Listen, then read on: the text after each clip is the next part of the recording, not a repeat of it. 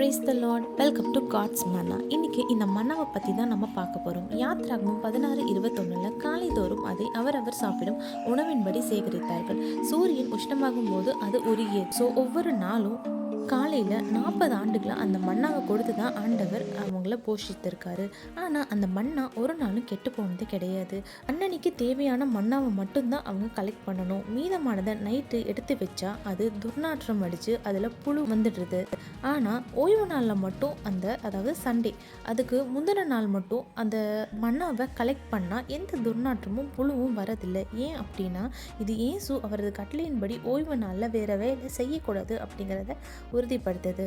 அதை பாதுகாக்க ஒரு ஃப்ரிட்ஜை ரெடி பண்ண முடியுமா அப்படின்னு கேட்டால் அது அவருக்கு ஈஸியான விஷயம். ஆனாலும் ஒரு ஃப்ரிட்ஜை அதை பதப்படுத்தும்படி அது கெட்டு போகாமல் இருக்கும்படி ஆண்டவர் செய்யலை. கெட்டு போகும்படி தான் ஆண்டவர் அதை படைச்சிருக்காரு. ஏன்னா இந்த மன்னா வெறும் உணவு கிடையாது, மனுஷனால் எல்லாமே கட்டுப்படுத்த முடியும் அப்படிங்கிற பழக்கத்தை உடைக்கணும்னு தான் ஏசப்பா இப்படி செஞ்சுருக்காரு. ஒரு உணவையே நம்மளால் பதப்படுத்த முடியாமல் அதை கெட்டு போகும்படி ஆண்டவர் செய்கிறாரு.